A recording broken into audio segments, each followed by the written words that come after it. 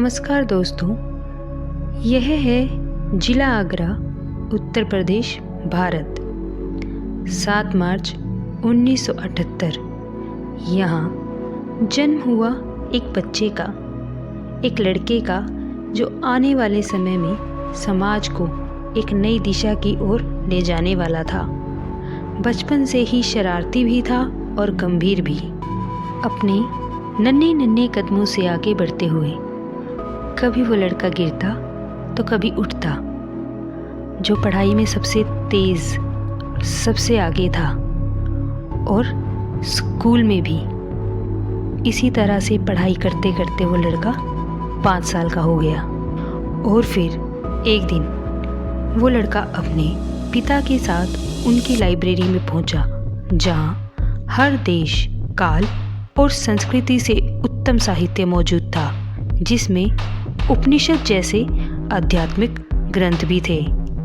और वो लड़का उन किताबों की गहराई में डूब गया। कई कई घंटे वो लड़का घर के किसी शांत कोने या किसी एकांत स्थान पर उन किताबों में डूबा रहता। और वक्त के साथ साथ वो लड़का किताबों की गहराइयाँ नापने लगा। 11 साल का होते होते उस लड़के ने अपने पिता की लाइब्रेरी की सारी किताबें पढ़ डाली। समय के साथ साथ उसकी जिज्ञासा और भी ज़्यादा गहराने लगी थी, और उस बच्चे की जिज्ञासा इतनी गहरा गई कि 11 साल की उम्र में उसने एक कविता लिख डाली।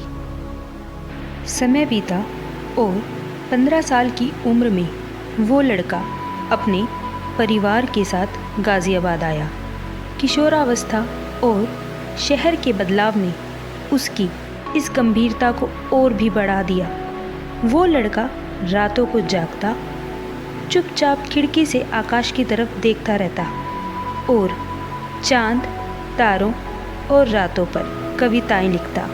अध्यात्म की जड़ें जो पहले से ही इतनी गहरी थी, वो और भी मजबूत होने लगी।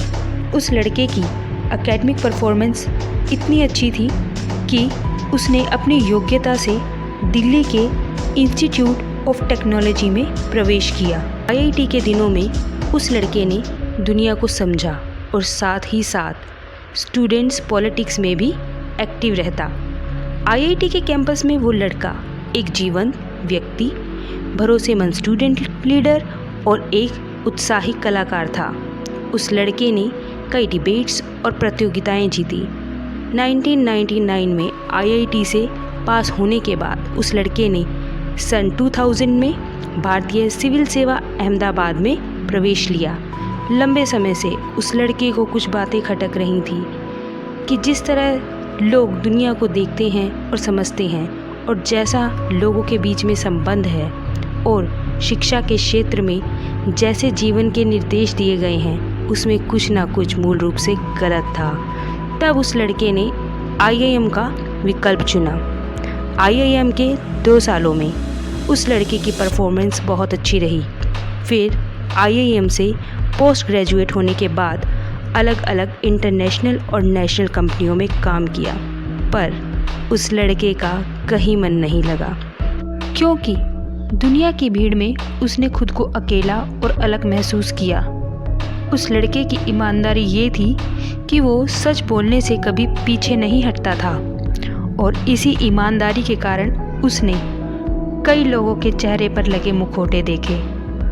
उसने देखा लोग सिर्फ अपना स्वार्थ चाहते हैं और मतलब को पूरा करने में लगे हैं ताकि उन्हें शांति मिल पाए। उसने देखा झूठी बातें, अंधविश्वास और लोगों की अंधी कामनाएं उन्हें मनुष्यता से दूर ले जा रही थी। ये सब देखकर वो लड़का बहुत दुखी हुआ। वो समाज के लोगों को सच्चाई का आईना दिखाना चाहता था, पर उसे समझ नहीं आ रहा था कि वो ये सब कैसे और कहाँ से शुरू करे। उस लड़के में जैसे कोई तड़प उठने लगी थी।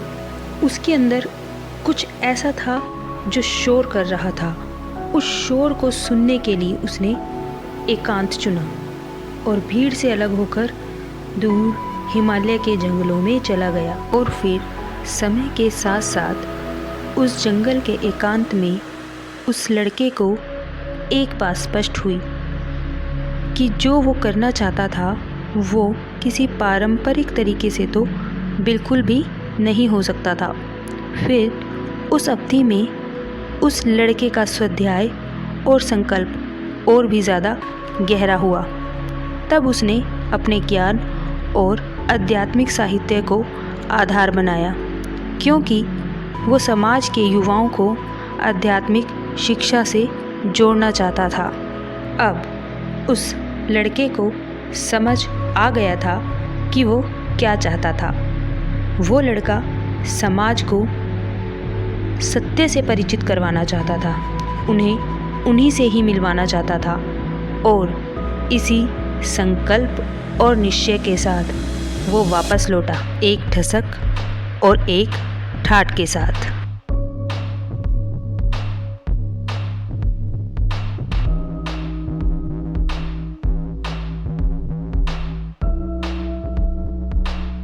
और वो लड़का कोई और नहीं, हम सबके स्पिरिचुअल टीचर आचार्य प्रशांत जी हैं, जिन्होंने 28 की आयु में अपने कॉरपोरेट जीवन को अलविदा कर दिया और एक नई मानवता के निर्माण के लिए अद्वैत लाइफ एजुकेशन की स्थापना की, जिसका उद्देश्य बिल्कुल साफ था, मानव चेतना में एक गहरा परिवर्तन करना। 30 की आयु में आचार्य प्रशांत जी ने सार्वजनिक रूप से सभाओं में बोलना शुरू किया।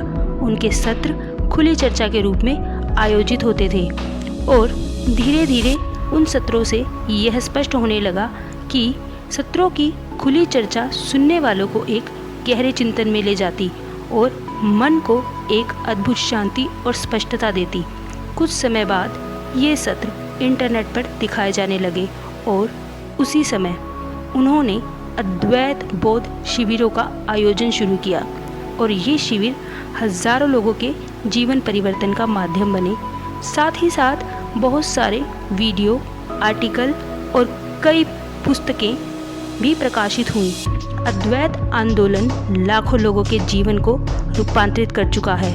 हर देश, धर्म, संस्कृति और हर आयु के लोग आचार्य प्रशांत को सुन रहे हैं। वो प्रेम पूर्वक, शांत और ईमानदार जीवन जीने की प्रेरणा पा रहे हैं। धन्यवाद।